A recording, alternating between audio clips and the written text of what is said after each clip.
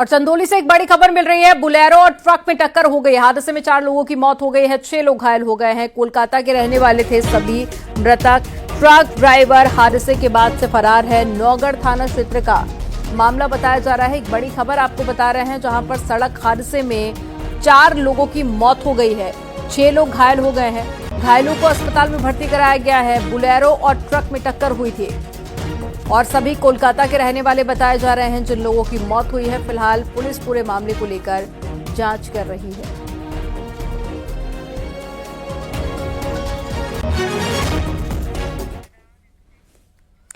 महाकुंभ का औपचारिक तौर पर महासमापन हो गया।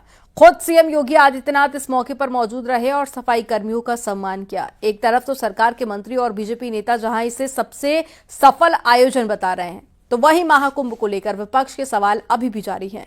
आपको रिपोर्ट दिखाते हैं।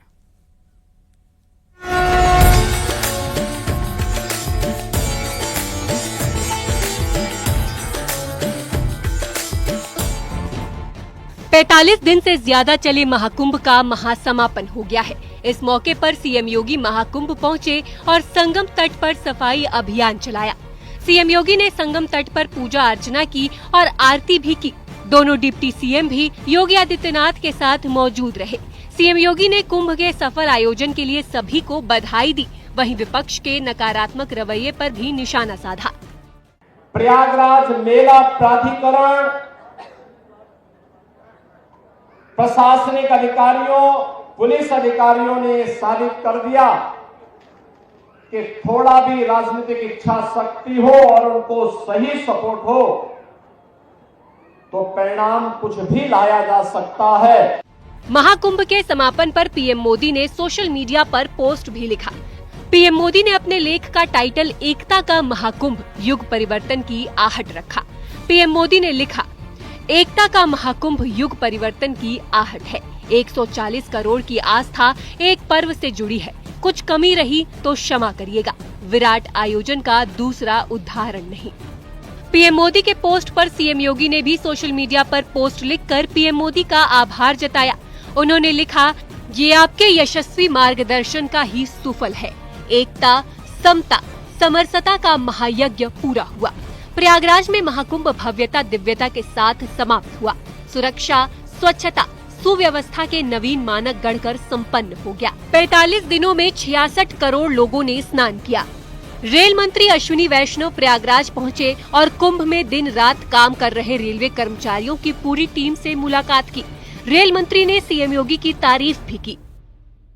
मैं धन्यवाद देना चाहता हूं उत्तर प्रदेश के यशस्वी मुख्यमंत्री श्री योगी आदित्यनाथ जी को। उनके नेतृत्व में इतना शानदार आयोजन हुआ महाकुंभ का। देश विदेश से सब जगह से लोग आए। महाकुंभ समापन पर वित्त मंत्री सुरेश खन्ना ने कहा कि इस महा आयोजन का पूरा श्रेय सीएम योगी को जाता है। अगर इसका किसी एक व्यक्ति को क्रेडिट दिया जाए तो हमारे उत्तर प्रदेश सरकार के मुखिया आदरणीय श्री योगी आदित्यनाथ जी को इसका पूरी तरीके से क्रेडिट जाता है। और उनकी पूरी टीम को, जो मंत्रिमंडल के सहयोगी, चाहे उप मुख्यमंत्री हो, चाहे मंत्रीगण हो, चाहे राज्य मंत्रीगण हो, सभी लोग, जितने लोग इनके साथ में लगे थे, उन सभी लोगों को इसका क्रेडिट जाता है। कैबिनेट मंत्री संजय निषाद अयोध्या पहुंचे, जहां उन्होंने महाकुंभ के लिए सीएम योगी की तारीफ करते हुए कहा कि महाकुंभ का सफल आयोजन हुआ। जितने भी लोग श्रद्धालु आए, हम गंगा पुत्रों के लिए सौभाग्यशाली है कि गंगा, यमुना, सरस्वती हमारी है। प्रयागराज निषाद राज की धरती है। 56 फुट भगवान राम निषाद राज की मूर्ति लगी, उसका उद्घाटन हुआ, पर्यटक स्थल घोषित हो गया। करोड़ों लोग निषाद राज के किले पर दुनिया के लोग देखने आए। वहीं विपक्ष ने महाकुंभ के समापन पर भी निशाना साधा है। रामपुर से एसपी सांसद मौलाना मोहिबुल नदवी ने कहा कि एक बड़ा तबका भूख से मर रहा है, वहाँ भी सरकार को गौर करना चाहिए। बड़ा तबका भूख से मर रहा है। एक बड़ी तादाद बच्चों की तालीम से महरूम है। एक बड़ी तादाद शहर देशवासियों की इलाज से महरूम है। उनकी तरफ भी हमारी सरकारों को तवज्जो देने की जरूरत है। बीजेपी के पूर्व सांसद सुब्रत पाठक ने महाकुंभ की तारीफ करते हुए विपक्ष पर बड़ा हमला बोला है। एक जगह के ऊपर बड़ी जात तो उसी जगह पर छोटी जात के लोग कैसे एक साथ नहा सकते थे? तो ये तो कुछ था ही नहीं ना, तभी तो ये हजारों वर्ष पुरानी हमारी परंपरा है। तो कुल मिलाकर इसने ये एकता का जो ये संदेश दिया, उससे कहीं ना कहीं ये तमाम सारे ये जातिवादी नेता जो कहीं ना कहीं एक वर्ग विशेष की राजनीति करते हैं, वर्ग विशेष की तुष्टीकरण की राजनीति करते हैं, इसलिए वो हिंदुओं में विभाजन चाहते हैं। महाकुंभ समापन के मौके पर सीएम योगी ने महाकुंभ में सफाई कर्मचारियों को सम्मानित किया। इस मौके पर सीएम योगी को सफाई अभियान के दौरान बने विश्व रिकॉर्ड की प्रशस्ति पत्र भी सौंपी गई। सीएम योगी ने सफाई कर्मचारियों के साथ बैठकर भोजन भी किया। न्यूज़ 18 के लिए ब्यूरो रिपोर्ट।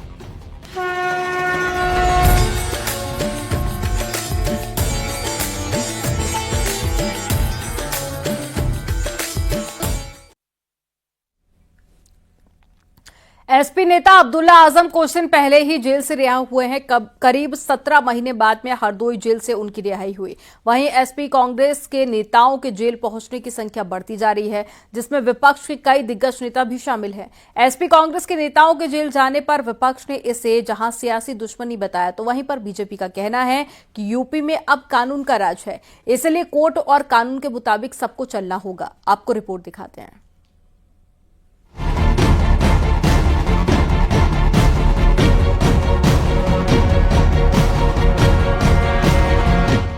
समाजवादी पार्टी के कद्दावर नेता और पूर्व कैबिनेट मंत्री आजम खान के बेटे अब्दुल्ला आजम कुछ दिन पहले ही जेल से रिहा हुए हैं। करीब 17 महीने बाद हरदोई जेल से उनकी रिहाई हुई। पिछले दिनों ही रामपुर की एमपी एमएलए कोर्ट ने पूर्व एसपी विधायक अब्दुल्ला आजम को जमानत दी थी। एसपी और कांग्रेस के नेता जेल में सजा भुगत रहे हैं। जेल में बंद विधायकों से लेकर पूर्व मंत्री तक शामिल हैं। इन नेताओं की यूपी की राजनीति में हनक हुआ करती थी। रमाकांत यादव से लेकर गायत्री प्रजापति और आजम खान, इरफान सोलंकी तक के नाम शामिल हैं। वहीं समाजवादी पार्टी ने इसे सियासी रंजिश बताया है। समाजवादियों का नारा था एक पैर रेल में एक पैर जेल में। हम सिर्फ इतना कहना चाहते हैं, ये जो जुल्म और अन्याय की जो इंतहा है, हम सबके इस देश के सबसे बड़े नेता, युवाओं के सोशलिस्ट नेता माननीय अखिलेश यादव जी ने, समाजवादी पार्टी के राष्ट्रीय अध्यक्ष, हम लोगों ने बहुत साफ कह दिया, जिस दिन हमारी पार्टी का आदेश हुआ, उत्तर प्रदेश की जेलों में और सिविल लाइंस में समाजवादियों का ससुराल बन जाएगी। बात कानपुर की सीसामऊ सीट से एसपी के विधायक रहे इरफान सोलंकी की करते हैं। इरफान सोलंकी के खिलाफ कानपुर पुलिस ने कई केस दर्ज किए हैं, जिसमें जमीन पर कब्जा से लेकर आगजनी और फर्जी आधार कार्ड तक बनाना शामिल है। इरफान सोलंकी अभी महाराजगंज जेल में बंद हैं। वहीं हाल ही में हुए उपचुनाव में उनकी पत्नी नसीम सोलंकी विधायक बनी है। इरफान सोलंकी कई बार जमानत की कोशिश कर चुके हैं, लेकिन उन्हें राहत नहीं मिली है। दूसरा नाम आजमगढ़ की राजनीति का प्रमुख चेहरा रमाकांत यादव है। रमाकांत यादव पिछले करीब 4 दशक से राजनीतिक में सक्रिय हैं। बाहुबली की छवि वाले यादव सांसद और विधायक बनते रहे हैं। फिलहाल जेल में बंद हैं। तीसरा नाम दुराचार के मामले में सजा काट रहे गायत्री प्रजापति का है। समाजवादी पार्टी की सरकार में गायत्री प्रजापति की तूती बोला करती थी। कैबिनेट मंत्री रहे गायत्री का परिवार अमेठी की राजनीति में सक्रिय है। चौथा नाम मऊ विधानसभा सीट से पिता मुख्तार अंसारी की राजनीतिक विरासत संभाल रहे अब्बास अंसारी का है। अब्बास इस समय कासगंज जेल में बंद है। एसबी के टिकट पर जीत कराए थे, जो 2022 में अखिलेश यादव की सहयोगी पार्टी थी। उनके चाचा अफजाल अंसारी समाजवादी पार्टी से ही मौजूदा सांसद हैं। पांचवा नाम छात्र संघ अध्यक्ष से लेकर झांसी की गरोठा सीट के विधायक तक का सफर तय करने वाले दीप नारायण यादव का है। दीप नारायण यादव पर गैंगस्टर एक्ट का केस है। आय से अधिक संपत्ति समेत कई और केस में जेल में बंद थे। फिलहाल जेल से बाहर हैं। खनन कारोबारी दीप नारायण यादव बुंदेलखंड इलाके में एसपी के बड़े नेता हैं। सियासी पंडित भी मानते हैं कि पार्टी और सरकारों को अपने विधायकों या मंत्रियों पर अंकुश रखना चाहिए, ताकि राजनीतिक शुचिता बची रहे। पता चल रहा है कि इनमें से तमाम नेता अपने अपने पद का दुरुपयोग कर चुके हैं। ये मैं समझता हूँ किसी एक पार्टी के लिए नहीं, बल्कि सभी अन्य पार्टियों के लिए भी एक चैलेंज है और एक तरह से आने वाले समय के लिए एक संकेत है कि अगर सत्ता में रहते हुए किसी पार्टी ने अपने विधायकों, सांसदों और मंत्रियों पर अंकुश नहीं रखा, तो आगे चल के उनकी भी जब पोल पट्टी खुलेगी तो तमाम सारी पार्टियों को भी एम्बैरेसमेंट का सामना करना पड़ सकता है। छठा नाम समाजवादी पार्टी के विधायक जाहिद बेग का है, जाहिद बेग कालीन नगरी भदोही सदर से विधायक हैं। उन पर आरोप है कि उन्होंने अपने घरेलू नौकरानी के साथ मारपीट की थी। जाहिद बेग अभी प्रयागराज की नैनी जेल में बंद है। 7वें नंबर पर आजम खान का नाम आता है। जब समाजवादी पार्टी की सरकार थी तब आजम खान की हैसियत क्या थी ये बताने की जरूरत नहीं है। एसपी के बड़े और कद्दावर नेताओं में आजम खान का नाम आता है। आजम खान पर 90 से ज्यादा केस दर्ज हैं। मुकदमों में वो सजा याफ्ता भी हैं और सीतापुर जेल में सजा काट रहे हैं। 8वें नंबर पर यूपी की सीतापुर लोकसभा सीट से कांग्रेस सांसद राकेश राठौड़ हैं। कांग्रेस सांसद राकेश राठौड़ सीतापुर जेल में बंद हैं। उन्हें जमानत नहीं मिल सकी। अगली सुनवाई 11 मार्च को होगी। रेप के आरोप में कांग्रेस सांसद राकेश राठौड़ 30 जनवरी से जेल में बंद हैं। कांग्रेस का कहना है कि राजनीतिक दुश्मनी निकालने के लिए बीजेपी ने उनके नेताओं को फंसाया है। ऐसे में सुप्रीम कोर्ट को ऐसे मामले में संज्ञान लेना चाहिए। केवल और केवल उनको प्रताड़ित करने के लिए लगाया गया। वो आदतन अपराधी हैं जो पॉलिटिकल प्रताड़ित है, जो ईडी सीबीआई और अन्य जो सरकार के दबाव में प्रताड़ित किया जा रहा है। माननीय सर्वोच्च न्यायालय को निश्चित तौर से उस पर ध्यान देना चाहिए। 9वें नंबर पर बहुचर्चित कैराना सीट से विधायक नाहिद हसन हैं। नाहिद हसन 10 महीने तक जेल में कैद थे। उन्होंने जेल में रहते हुए ही विधानसभा चुनाव में जीत दर्ज की। उन्हें कुछ मामलों में राहत मिल चुकी है, जबकि कई अभी लंबित हैं। बीजेपी का कहना है कि योगी राज में कानून अपना काम कर रहा है। ऐसे में जिसने अपराध किया है उसे सजा जरूर मिलेगी। आपकी जाति क्या है, मजहब क्या है, किस पार्टी से जुड़ाव है, इन सब बातों का भेद किए बिना अपराध क्या किया है उसके आधार पर दंड विधान लागू होता है। पिछली सरकारों में मेरा और तेरा ऐसे आधार पर अपराधियों को छोड़ा और बचाया जाता था, लेकिन योगी आदित्यनाथ सरकार में आज कठोरता से कार्रवाई हो रही है और इसी कारण से आज विपक्ष के तमाम नेता जेल की सलाखों के पीछे पहुंच रहे हैं। जो भी कानून तोड़ेगा उसका मुकम्मल अंजाम तक पहुंचाने का काम शासन प्रशासन जरूर करेगा। इन तमाम विधायकों, पूर्व मंत्रियों पर जिस तरह के गंभीर आरोप लगे हैं, इस पर आखिरी फैसला कोर्ट को लेना है। लेकिन ये बात भी सच है कि इन तमाम मामलों से इनके राजनीतिक भविष्य पर सवाल खड़ा हो गया है। Bureau report, news 18।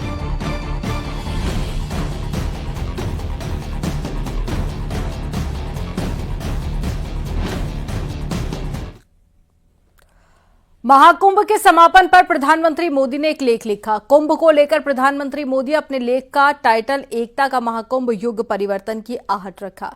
PM Modi ने न सिर्फ कुंभ प्रबंधन की तारीफ की, बल्कि एकता के इस महायज्ञ के पूरा होने पर सभी का शुक्रिया भी किया।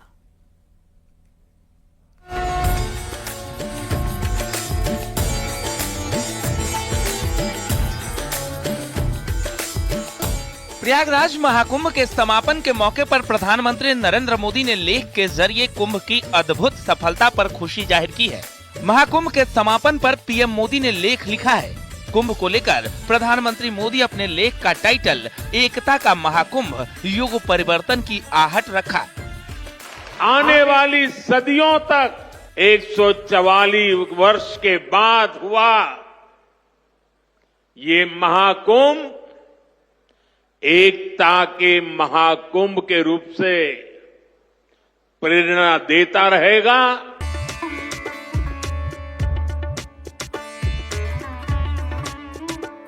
प्रधानमंत्री मोदी ने अपने लेख में लिखा कि महाकुंभ संपन्न हुआ, एकता का महायज्ञ संपन्न हुआ।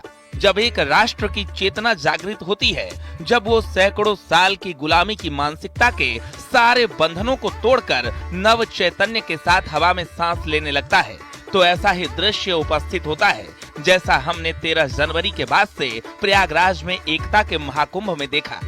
वहीं पीएम मोदी ने राम मंदिर प्राण प्रतिष्ठा का भी जिक्र किया और देव भक्ति से देशभक्ति का सूत्र दिया। 22 जनवरी 2024 को अयोध्या में राम मंदिर के प्राण प्रतिष्ठा समारोह में मैंने देवभक्ति से देशभक्ति की बात कही थी। प्रयागराज में महाकुंभ के दौरान सभी देवी देवता जुटे, संत महात्मा जुटे, बाल वृद्ध जुटे, महिलाएं युवा जुटे और हमने देश की जागृत चेतना का साक्षात्कार किया। ये महाकुंभ एकता का महाकुंभ था, जहां 140 करोड़ देशवासियों की आस्था एक साथ एक समय में इस एक पर्व से आकर जुड़ गई थी। इस दौरान पीएम मोदी ने कुंभ के प्रबंधन की भी खुलकर तारीफ की। प्रयागराज में हुआ महाकुंभ का ये आयोजन आधुनिक युग के मैनेजमेंट प्रोफेशनल्स के लिए प्लानिंग और पॉलिसी एक्सपर्ट्स के लिए नए सिरे से अध्ययन का विषय बना है। आज पूरे विश्व में इस तरह के विराट आयोजन की कोई दूसरी तुलना नहीं है, ऐसा कोई दूसरा उदाहरण भी नहीं है। पीएम मोदी ने अपने लेख में कुंभ से जुड़ी चुनौतियों का भी जिक्र किया और बताया कि आखिर कैसे इस विशाल आयोजन ने देश और दुनिया में भारत की साख और पहचान मजबूत की है। पूरी दुनिया हैरान है कि कैसे एक नदी तट पर त्रिवेणी संगम पर इतनी बड़ी संख्या में करोड़ों की संख्या में लोग जुटे। इन करोड़ों लोगों को न औपचारिक निमंत्रण था, न ही किस समय पहुंचना है उसकी कोई पूर्व सूचना थी। बस लोग महाकुंभ चल पड़े और पवित्र संगम में डुबकी लगाकर धन्य हो गए।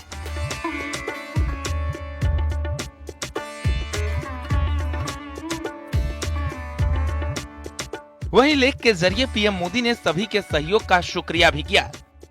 मैं जानता हूं इतना विशाल आयोजन आसान नहीं था। मैं प्रार्थना करता हूं माँ गंगा से, माँ यमुना से, माँ सरस्वती से, हे माँ हमारी आराधना में कुछ कमी रह गई हो तो क्षमा करिएगा। जनता जनार्दन जो मेरे लिए ईश्वर का ही स्वरूप है, श्रद्धालुओं की सेवा में भी अगर हमसे कुछ कमी रह गई हो तो मैं जनता जनार्दन का भी क्षमा प्रार्थी हूँ। Bureau report, news 18।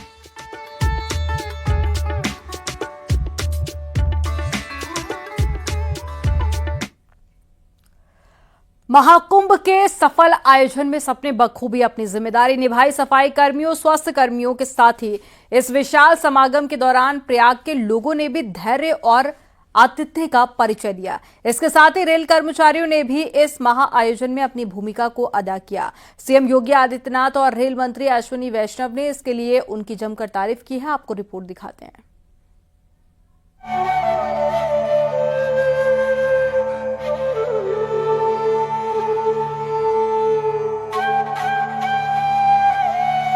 भक्त तेरे द्वार करते हैं पुकार, हम सब तुम्हारे मार करे आरती। महाकुंभ को मुख्यमंत्री योगी आदित्यनाथ ने आस्था, एकता और समता का महापर्व बताया और कहा कि महाकुंभ में 66 करोड़ 30 लाख श्रद्धालु आए। विश्व इतिहास में यह अभूतपूर्व और अविस्मरणीय है। समरसता के इस महासमागम ने पूरे संसार को एकता का संदेश दिया। सीएम योगी ने इस महा आयोजन में सहयोग देने के लिए सबका धन्यवाद किया। साथ ही प्रयागराज के निवासियों को भी इस विशाल समागम के दौरान उनके धैर्य और आतिथ्य के लिए शुक्रिया कहा। मैं जब यहाँ पर आपका अभिनंदन कर रहा हूँ तो मैं इसके लिए आज प्रयागराज वासियों का भी अभिनंदन करूंगा, जिन्होंने पिछले 2 महीनों के अंदर बिना किसी संकोच के इस पूरे आयोजन को अपने घर का आयोजन माना। मुझे मालूम है जिस सिटी में 20 से 25 लाख लोग रहते हैं, उस सिटी में अचानक 5 करोड़ 8 करोड़ लोग आ जाएंगे, क्या स्थिति होगी। जिस घर में 5 सदस्य रहते हैं, अचानक 10 लोग आ जाए तो हालत खराब होती है। वहीं प्रयागराज पहुंचे केंद्रीय रेल मंत्री अश्विनी वैष्णव ने रेलवे कर्मियों से मुलाकात की और उन्हें कुंभ में शानदार काम करने के लिए धन्यवाद दिया। रेल मंत्री ने कहा कि मैं पीएम नरेंद्र मोदी और सीएम योगी आदित्यनाथ को धन्यवाद देना चाहता हूं, जिनके नेतृत्व में इतना भव्य आयोजन हुआ। प्रयागराज की इस धरती पर एक नया इतिहास रचा जा रहा है। ये एकता का ऐसा महायज्ञ होगा जिसकी चर्चा पूरी दुनिया में होगी। सभी के सहयोग से हम घनिष्ठ समन्वय के साथ काम कर पाए, जिसकी वजह से 13,000 ट्रेनों की योजना के मुकाबले 16,000 से अधिक ट्रेनों का संचालन करने में सक्षम हुए। ये महाकुंभ हमारी आस्था का और साथ ही साथ हमारे देश की एकता का बहुत बड़ा परिचायक है। मैं धन्यवाद देना चाहता हूँ हमारे विश्व में सबसे लोकप्रिय यशस्वी प्रधानमंत्री श्री नरेंद्र मोदी जी को, जो उनके नेतृत्व में भारत में इतना बड़ा काम हुआ। मैं धन्यवाद देना चाहता हूँ उत्तर प्रदेश के यशस्वी मुख्यमंत्री श्री योगी आदित्यनाथ जी को उनके नेतृत्व में इतना शानदार आयोजन हुआ महाकुंभ का। देश विदेश से सब जगह से लोग आए और सबके चेहरे पे भारत की संस्कृति की एक बहुत बड़ी छाप है।